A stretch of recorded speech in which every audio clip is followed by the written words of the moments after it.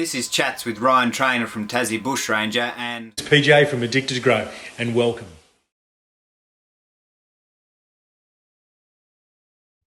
Yeah, so we'll get into your hobbies. Obviously, exercise is one of them, but I'll hand it over to you to tell us what your hobbies outside of family are. Okay, so one of the things that I really love is exercise. Addicted to Grow, obviously, started from,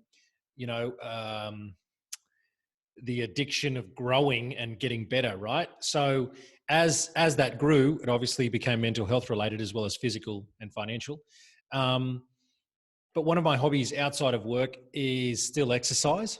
I like to throw around, a truck tire every now and then, flip them up and down a field, roll them around. And we're talking the big 225 kilo tires too, so the big ones.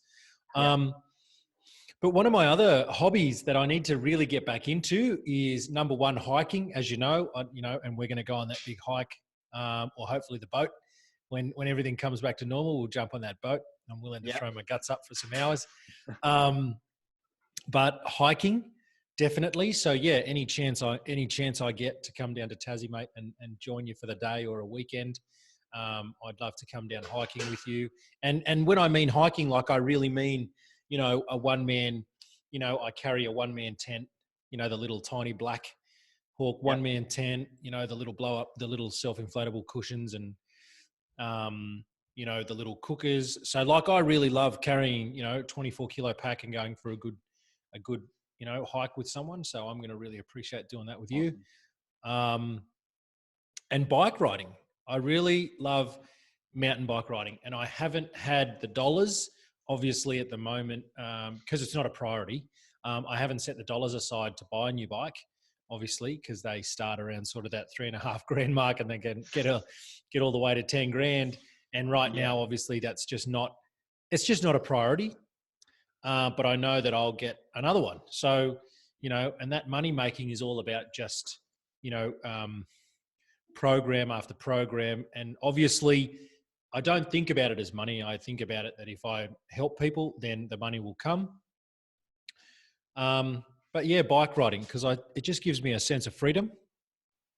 And a lot of people that talk about motorbike riding, it's the same sort of thing. Yeah. So for me, a big one would be hiking and bike riding, both of them for that pure idea of freedom, where you're just surrounded by nature and you've got no, there's no mobile, there's no this, and there's no that. Yeah, Just definitely understand the feeling. Getting free with yourself. And the other thing I like to do is obviously, is wood cutting. So, the chance that I get to get another chainsaw, like I've still got my Blockbuster. I'll never sell that, never get rid of it. Yeah. Just the art, not even the art of splitting wood, just doing it out in the bush and just enjoying space and time and your own space and time. It's such a pleasure. You get time to think. You get time to relax. You get time to be free. Like truly, I love being busy. And obviously, why there's a lot of ums and ahs in here right now is because it's really making me think, when was the last time I had time to relax? And why haven't I done more of that relaxing? And it's because I don't put aside the time, or I haven't put aside the money to get another chainsaw to go out and do it. So that would be my next challenge. Not challenge, just my next. I'll set aside money for that next, because that's something that I really love to do is splitting wood, being in nature, going for a hike at the same time. Like I would have no hesitations, carrying a 25K pack, carrying an hour and a half worth of fuel and an axe and just going for a hike and chopping wood and just like leaving it at car access and getting it at a later date. Yeah. Awesome. Like it sounds really funny, but like instead of carrying a gun as if I'm a soldier, like I'd carry around an axe and a chainsaw, and a backpack full of like food and clothes, and I would hike in, cut it somewhere, and then hike back out, and one day get it with the car. Yeah, that's what I love. Like some of the survival stuff I do. So I hike in for the night, and I bring little hand axe, sort of a bit bigger than a hatchet size, and little hand saw, and then just cutting enough wood just to make a little shelter and a fire for the night, and then hike back out. So yes, basically the exact same thing. And carrying that loaded backpack with 3/4 of the stuff that you're not actually going to need for a one night trip, but just in case. Yeah. And that feeling at the end of the day when you finally take off that 24-kilo backpack and you feel light as a feather, you're floating along the ground. Yeah. No, I agree. And you know, this is such obviously a great friendship that we're developing, and to be able to obviously when times change, you know, to get down to Tassie, which is an area I've never been before, right? Like I'd love to take the family and for them to like hang out at your place and me and you go out and do something like that'd just be epic. That'd just be, that'd be awesome. Yeah. That'd be really worldly. Love to show you a few of the spots. And that'd be just the great thing about where I am is, well, 5 minutes around the road, there's a reserve where I've gone for overnight and over 8-hour hikes, like 5 minutes around the road. And within half an hour, there's magnificent national parks. Like it doesn't take long to get to some awesome spots from where we are. So we could certainly do day trips from my house. Really easy. So I'd love to. Yeah, that'd be epic, mate. That'd be awesome. Yeah, that'd be awesome. So and, go ahead. Yeah, I also would at some stage obviously love to get up to you and do the same in your area as well. Because on the mainland, my parents are living far north Queensland, so I've done a bit of walking up there, but the rest of Australia, I've only really done cities when I've travelled. So I'd love to do some outdoor stuff in other areas. Yeah, we've got also a place that's not too far away from us is Bungonia Gorge, which is probably a 20-minute drive. But once you're there, like it's same as your place. Like you walk 5 minutes and you're in the middle of nowhere. And one of the cool things that we've got here at Bungonia Gorge is because it's a gorge. Back in the early 60s, they found this area where they were just a whole lot of caves. So what they built in the caves, because it used to be like for show, they built stairs in the caves so that people could actually go down, and you can go down like, 10, 20 stories. Yeah, right. And they're all got metal like ladders and old metal staircases that they were built donkeys years ago. And you can go and visit it now. It's still not closed off. So yeah, awesome. That'd be awesome to show you just that different side of New South Wales or another little area. Yeah, cool. As you say, the sort of hobbies that take time, which I guess is the hard thing. Like, it's not something you can just necessarily do in 20 minutes. It usually takes a full day to go for a good bike ride or bushwalk or cut wood. Which I guess for both of us being so busy and with the family and everything, it is hard to get out for those big trips. Which I think is part of why I've got into the running, because I can go for a 1 hour trail run, see it. It's not the same as doing a slow hike and really taking it in, but it's a way I've learnt to enjoy the outdoors without taking up all my time. Yeah, that's really handy. And that's one thing that I really loved about bike riding is that you could ride out the front door and just go for a quick, 1 hour and then come back. So, that's another thing that I'd really love to, I've got the money there, but the importance of it is like, do I do it? Don't I? And I know, for myself, the bike riding right now is not super important. Yeah. And neither is really the chainsawing, right? As long as I've got an axe, like I enjoy it. So the other thing that I really obviously love about hobbies, and obviously this ties in with hiking, is listening to audiobooks. And I loved your comment the other day. It was like, you've got a fair bit to catch up with me because I've read 1,000 or more. Yeah. It was I haven't like, read them. I own them. I sort of I'm up to 120 books in 2 years. Yeah, right. Yeah, that's good. So, or over 2 years. So I try and average a book a week. Yeah. And at the moment, like I'm listening to a book that actually is, it's actually 18 hours in length. So it's actually a bit deeper than just, because sometimes I'd cut my, the grass at my uncle and auntie's house. And that's a 2 hour venture. So I'd usually squeeze in a book, like while I was just cutting grass, or while I was cutting wood, I'd be out there for 3-4 hours and I'd squeeze a book in, right, once a week. But this book's a whopper. It's called Evolve Your Brain by Joe Dispenza, and you've probably heard of Joe. I haven't actually. Okay, so one of the things that I really love, and I'm getting right into now, is understanding habits and patterns from a cellular point of view. Yeah. So, for example, and here's a quick example, and this is probably another one of my hobbies that's external to work. It's just knowledge.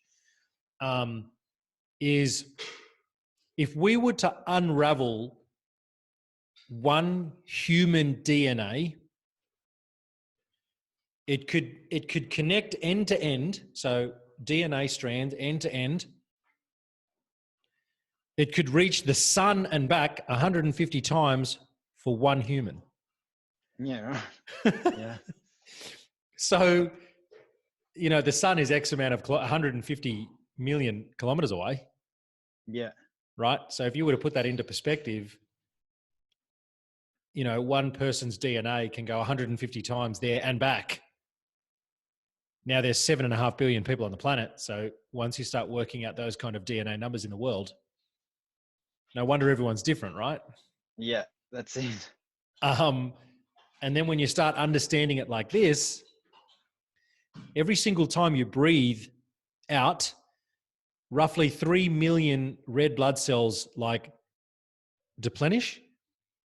And then when you breathe in, you roughly replace another 3 million. Yeah. So when someone starts talking about breathing, and obviously I love understanding the art of breathing, is that once you start really explaining breathing, it's like you explain to someone that they actually lose weight while breathing. Yeah. Not saying you think about it. Yeah, and when you obviously eat for nutritional purposes rather than for flavored purposes, right, you can see how people lose weight even just by controlling breathing and doing Hoffman breathing while getting in the cold bath and stuff like that. You can lose weight purely just by that. Yeah. So when you start understanding Joe Dispenza from a cellular level, it really does open your mind to, wow, this is like next level. You know what I mean? Like this is truly the next. I think learning things like that really gives you appreciation for your own body and what it's continuously doing without you even being aware necessarily. Every time. That's every second your body's doing so many things. Yeah. I did a diploma in dementia probably 2 years ago now. And one of the units on that was just a introduction to neuroscience. Oh yeah, that's cool. So it didn't go real deep, but it was still all new stuff for me. So just really learning all the what's going on in your brain really gave me appreciation for I guess looking after it as well. And as we've mentioned before, I used to smoke and drink a lot, and just thinking about instead of helping my brain, I was going the complete opposite direction and having an appreciation of how much I could improve on that. And also that it wasn't too late to fix that and improve my brain, that it's continuously growing and healing. Yeah. And now's always a good time to get your brain going again. Yeah. Yeah. So that would be, another one of my hobbies would be understanding the brain. Because another interesting fact is that a brain cell doesn't repair. Yeah. The only way you create a new brain cell is by doing something new. or doing a new task, right? Which makes us limitless. Like when you think about it like that, it actually makes us limitless. And the benefit then of being limitless is, you know, like when I learn from you now, like I'm creating new brain cells when you learn from me, vice versa. And then you never lose that. You actually never lose it. It just depends on how much you continuously evolve it. So when you think about, you know, you and I going hiking, there'll be areas that you'll show me and you show me some, you know, tips and tricks in the bush. And then like, obviously I'll gain that. And then it all just depends on how often I do it before it just continues to grow. But I'll never actually lose what you teach me. That's the coolest thing to really understand about the brain, and that it's just a bunch of neurological, you know, pathways and synaptic connections that are just created every single time we learn something new. So what a blowout, really. We could talk for hours on the one subject. And just quickly on learning something new, slightly off topic, but last week when we talked about me, we talked about the catapult era being the Middle Ages. Yes, and I actually watched a YouTube video on sieges on castles just the other day. And in that, they were saying how everyone thinks about catapults as being used all the time to destroy castles. But in fact, catapults were nearly never used in siege. It was the trebuchets, so the ones that use a counterweight. That the traditional catapult that we think about, which I actually have right here. So that sort of catapult was actually used in open battles against soldiers, not actually used against walls. It was only the trebuchets. They were a lot smaller than what we think, and what lots of movies and TV shows show them as really big things. But they're actually a lot smaller, just throwing rocks that'll kill a person, but not strong enough and big enough to be knocking down walls. Oh, that is very misconstrued. Because I do remember the trebuchet. I think they were like another, you know, amazing weapon that was used back then. Yeah. Now that you say that, I remember them being used more than catapults. But I never knew that a catapult was, like I guess it's almost like a turret. Oh, not a turret, like a modern day. What are the, not a bazooka? What are the ones that are on the ground? Like a cannon, like a modern day cannon, really. Yeah. Something that you could push around, you know, with 3 or 4 men and load. Okay, cool. Yeah, right. Yeah, so a lot smaller. Whereas a trebuchet would be fixed in place and a lot bigger and set up especially for a siege. Yeah, wow. Okay. So, yep, there you go. And it's one of those things where Hollywood sort of, it can, in a way, it can help us learn history, but there's also a lot of things they get creative on to make the movie. And they exploded a little bit. Yeah. Yeah, cool. Okay, so hobbies. Man, if I had, another thing would be if I had time, you know, and once again, when I say time, like I mean, I just don't prioritize it, right? I love models. I love Marvel characters, Transformers, like all of that stuff intrigues the absolute hell out of me, right? So I would love to collect model cars. I would love to do this, right? These are all things that, you know, like I'm a Formula One fan, so I've actually got like 52 Formula One models, like the little F1s. I've already got them, and they're in storage away from my kids. You know, but as far as like, Transformers or Lego, you know, the big Legos, like, you know, Lego trucks and Lego command system. Like, I'm very much a boy when it comes to that stuff. You know, Lego and models. And I used to love Mech Warriors. Do you remember Mech Warriors? I do, but I never really got into them myself, but I do remember them. And you said when you talked about childhood about you enjoying pulling things apart and seeing how they work and all that. So I guess Lego in particular is very much on that same thing of creating and getting things working. Yeah. And that's definitely one thing that I love is creativity. So I'm definitely right brain dominant, which is the creative side. But wow, if I prioritized time for that, like I would be broke as hell, but like I would have a lot of fun doing it. Yeah. Like if I was to make a list, you know what, this is actually really hitting me in a spot to actually start doing more things, or at least write a set of goals based around, okay, I would love Lego, a new chainsaw, a bike. So then they're at least there when I wanted some downtime, I could actually go and do it. So this conversation is actually really good for me to realize that there's a couple of things that I could add to my life right now, actually. Yeah. Yeah. Yeah. I guess we often get focused on the things that are moving us forward in a career point of view, but I think it's important to still make time for those things that are essentially for fun and for your mental well-being. Yeah.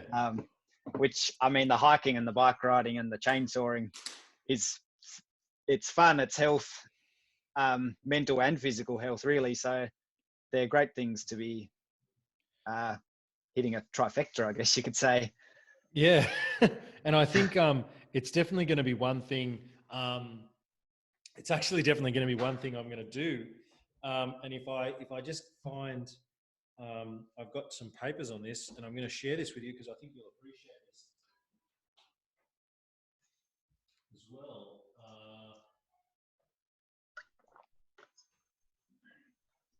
I'm going to find it. I'll find it here in a second. So I did a piece on this the other day. It's how to write a list of 100 goals you want in a lifetime.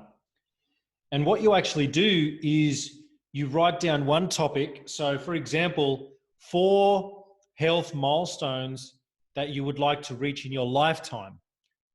So there's 25 categories, and obviously you write 4 things per category, which gives you 100 over a lifetime. So I might actually pull that out and actually really just go, yeah, I'd love a bike, and I'd love to build a collection of Lego, or I'd love to do this, because I think it's one of those things, like you said, it's something that's probably well overlooked and overthought about instead of just being done, right? So if I was to set aside $200, buy a big Lego, sit down and just spend 3 hours with the boys building this big Lego truck, they would love it. The experience would be there, and that would change our relationship, because it's, once it's built, it stays together and that kind of stuff. So I'm actually going to take a photo of that now, and I'm actually going to send it to you. So yeah, definitely. Because how old are your boys? I've got a 3 and a 6. 3 and a 7. Yeah. So that's another added bonus again, I guess, that relationship building and fun for them. I know when I was a kid, I always loved Lego, but my parents would, I'd get small new sets, but mostly I would just, from garage sales, get big bags of random blocks and sort of make my own thing. But I was always jealous of my friends who got the big, they can be a few $100 big kits, those cars and big ships and that. But yeah, I was always a bit jealous. I never got one of them myself. I think that'd be awesome fun. That's really something that I think that I'll do, because the more that I just thought about that, I was just like, you know what, I think it's going to be, and this is one piece that I would love to get, and maybe this one's a little bit too far fetched, but there's a James Bond car, like the DB5. I don't know if you know the DB5. Not really, no, but go on. So I'm an Aston Martin fan, and the DB5 is James Bond's car from, I think it was Live or Let Die, like one of the older ones. Yeah. And there's actually a Lego car, and I think it's about this big, and it's actually got like working bits. So it's the doors open, the hatch opens, guns pop out the hatch, the bonnet pops up, so everything is movable on it to replicate the movie. So, but that's $3,500. So I'm not sure if I'll get away with that one. Yeah, they add up quick, those Legos, don't they? Yeah, they do. They sure do. And the same you say with the bikes, because Yeah. I bought a bike only a couple of months ago. I won't say hate. I never liked bike riding much as a kid. I was probably the last person I knew to get rid of the training wheels, and Yeah. never got good with the gears. I'd always stuff them up and my chain would fall off and stuff. So I've never been big on bike riding. Probably about 6 months ago, I decided to get one to do some cross training with my running, give the knees and ankles a break. And I literally just got a $50 bike secondhand, and it's been good. But then we went to a shack in the summer and they had a bike there that they told me was no good, but use it if you want to. And it was so much better than this one I got. I realized that I think soon, maybe not the thousands of dollars those mountain bikes go for, but I think it's going to be worth me spending a few hundred on a decent bike. I tell you what, there is some really good things. Is obviously look on Gumtree and the marketplace, and if you can find someone selling like a cross trainer or like a suspension branded bike, and I can help you choose, but if you find one sort of around that 500 to 1,000 mark, you'll be surprised about how many years it will last you. Yeah. And that's what I'm looking at. I'm probably going to go. I'll probably go another step, which is sort of between that 3 to 5 range. But once I've got it, it's going to be able to do everything I want it to do. So, and you just keep it, you just look after it for years, and that's it. Yeah. It'll never date. Yeah, the reason I went so cheap, I mean, you obviously know you enjoy it. I knew I didn't like bike riding, and I thought I might buy this bike, ride it once or twice and leave it in the garage. So that's why I went super cheap. But I was riding it once a week. And I sort of haven't as much now, but yeah, I've realized I do enjoy it enough that I think it's going to be worth investing a bit more. I will actually use it. Yep, this is true. I get that. Yeah, that's really awesome and really interesting. So yeah, really, if that's my the other thing I forgot to mention is one of my hobbies is I really love I really love writing, but it's not the writing that you're probably used to. It's more thought writing. And what I mean by that is there's this theory about, and if you can bear with me, I'll try and explain it. It's like you get one word, right? So if the word was,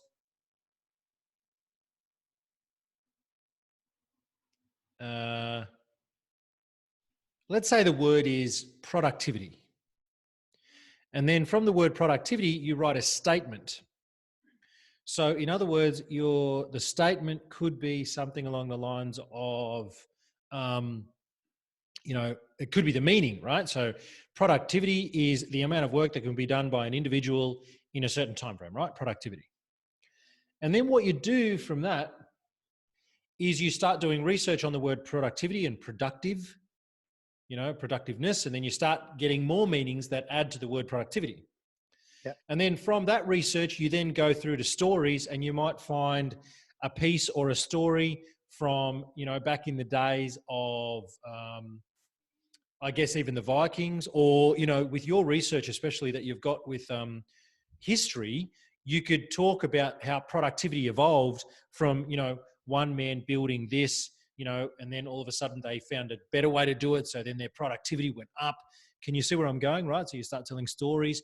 And then from that, you start talking about quotes of productivity, which it could be like, if you were to think like a black belt, your productivity would go up.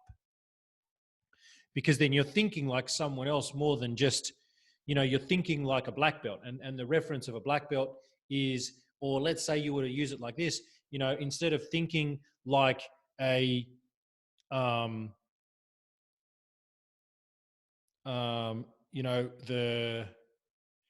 what was the era that you were talking about where they used the trebuchets? What era is that? Medieval. Yeah. Medieval. So instead of like, say, using the terminology, to think like a medievalman, you could be like, to think like a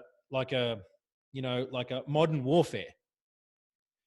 Right? So their productivity level of a medieval time versus a modern warfare is a lot greater because obviously they got new materials, but they gradually changed and evolved from this to this. Yeah. So in order to increase the productivity of your staff, you could say, I'm going to move from here to here, right?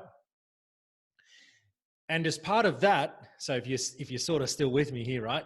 Yeah. When you talk about that, you then start to look for metaphors, like to increase your productivity is like to carry a bigger pail of water, right? Yeah. So you're doing the same amount of walking, but you're carrying a bigger pail of water to finish the job faster, right? So then you start creating these metaphors around the word productivity. So if you're just going to grab the word productivity, you can see all these different little like arms coming off it about all these different things you could talk about just one word productivity, right? Yeah. And then from there, you can then create models that explain productivity as visual models then. So then you could turn around and get like a Venn diagram, which is the 3 circles, and where they cross over in the middle, 3 circles cross over in the middle. Yeah. And it's like in the middle is like the point. So, productivity could be the word, and it could be like ancient versus modern. And in the middle is you've just got one word, which equals evolution. So the outcome between productivity, between medieval and, New Times Roman or, modern warfare, the crossover point you could just make as evolution. So then when you're to explain it to someone like I've just done for you there, I've kind of painted this picture about productivity and I've done some research and I've found some quotes in medieval times and I've referred it to there. And can you see what I'm saying? Yeah, that's awesome. So really, when you think about it like that, I guess it's almost becoming, I like writing these thought processes because it almost creates this evolution of you becoming an expert in the field of words. Yeah. So for example, my word is anger. So if you were to say to me, oh, PJ, anger, and the first thing I would say about anger is, oh, well, anger is just an energy source, and people just don't know how to use it properly. Yeah. And the byproduct of anger is aggression, or the byproduct of anger, if you were to use it successfully, could be, a winner. And if someone was to say, how did you get a winner out of anger? And I'd be like, well, if you knew how to channel your anger, which is just an energy source, right? And you put it into discipline and training like Bruce Lee, you then could become a winner like he was, right? So then you would tie it together and then now all of a sudden I'd get more stories and quotes of Bruce Lee. And so you can see how it evolves, right? Yeah. So it's essentially a huge brainstorm and on one word. from one word. Yeah, that's awesome. Yeah. And a great way to educate yourself on any topic, I guess. Yeah. I mean, at the end of the day, one of the things that I always wanted to do, and this just sounds ridiculous, but I wish I started when I was 25 when I said I would, because I'd probably be finished by now. Well, actually, I wouldn't. I said I wanted to read one encyclopedia book a year, right? So A, B, C, D, and just read one a year. Yeah. And I never did it. Yeah. And I think I realized why is because I thought, do I really need to know every single word? And I was like, not really, because I just want to research. I could use my brain power elsewhere and research what I'd rather be interested in rather than just reading every single word. So that's why I didn't do it. But now that I think about it, I'm like, how cool would it be to just gain the experience and the knowledge of all these different types of things, and mind mapping words that have so much research behind it, quotes, stories, book titles, and so on. Yeah. And I guess if you're learning in a format like that, you can find things you're interested in you didn't know you were interested in. Whereas if you only look up what you're interested in, you're not going to find new interests, I guess, as much. Yeah. Perfect. Yeah. That's exactly what it is. So yeah, that's one of my other hobbies is writing these, I guess, thought processes on words or thought words. Yeah. And so are they something, like obviously I called it brainstorming. Do you do it on a big piece of paper and just go everywhere, or you sort of? No. So what you do, right, is you write like, okay, so what you do is you get a piece of paper and you cut it into thirds. So if you get a piece of paper and then you cut it into third parts, the top one is called the concept. The middle one is called the content. And then the bottom third is called the context. So in other words, the content is what is it? So the word, and then the statement. And basically, what am I trying to talk about? The content. What is the content all about? And then you've got the context. In what context was it used? Which is the bottom third, which is like the stories and the research. So when you start researching about anger and that it's an energy source, well then in what context was it used in this storyline? What context was it used in this quote? In this research, what context did they use it in? And then obviously the concept at the top, which is the dream, I guess the part of the brain in the dream time, which is the top of the brain. It's kind of like, well, what's the concept all about, right? What's the concept of anger? And when you use it like a metaphor and you say, you know, anger is just like an energy source, right? So it's like the fuel to a car, you know, it's like the energy source to Bruce Lee's fist. It's like, right? So then you're starting to put it into a concept. So then people can look at it and go, oh, I can see what kind of concept you're trying to get out of this, to say that if I channeled my anger as an energy source, I could become like Bruce Lee. I could be the fuel to drive my engine. Does that make sense? Yeah. Yeah. So what happens is, let's say that's one piece of paper. You would do one concept, content, and context on that bit of paper. And if you had more ideas about it, you would transfer the anger in the middle across to another one, and you could do another one. So you could have more than one page that explained the same statement, but using different research, different books, different quotes, different concepts, you know, different metaphors and so on. So you can actually have, you know, it doesn't need to be one huge, big, gigantic piece of paper. It can actually be, you know, heaps and heaps of little pieces of paper with different styles of concepts, context, and content in the middle that relates back to anger is an energy source. Yeah. Pretty in depth, right? It is. Yeah. But it's great. And it's interesting to me in that obviously we spoke about me doing fantasy writing. And in a way, I do a similar thing where I come up with a very small idea or a character, and then you build it bigger and bigger until you've created a whole story or a whole organization, country, starting from something very small, building out. So it's very similar concept, but with something real world and I guess more serious in a sense. Different. Let's go with different. Yeah. But so it definitely makes sense to me though, because it does kind of relate to the same thing. Yeah, that's good. Yeah, awesome. And you enjoy, or you rather write with pen and paper than on the laptop for that sort of thing? Yep, I'd rather write. I actually use a lot of Postit notes as well. So obviously when you're writing stuff like that, the Postit note gives you another word. So if I was to write anger, all of a sudden for me, I can think of aggression and then energy, right? That's two ends of the scale. You've got anger in the middle. The byproduct could be aggression, right? The byproduct could also be energy, but I'll put energy over this side because it's almost like off energy, I could be like productivity, right? Because if you were to channel your anger correctly, it turns into an energy source, and I could be actually more productive if I went down this road. Whereas when I become aggressive, I actually am wasting my productivity time. So then all of a sudden you've got all these, like Post-it notes with all these other words that become part of the model, so that when you're explaining it, you can talk about this, you can talk about that, and then that potentially becomes the new research for another page, I guess. So if you can start to follow that, it's like, the page could go, I could talk about anger and aggression over this side as an energy source, and I could talk about that, relate that to fuel and cars and planes and buses and trains. Or I could write about this side here where it's like aggression could be like, the end point of aggression could be like death and strangling and like, fighting and war, Can you see you know what I mean with that?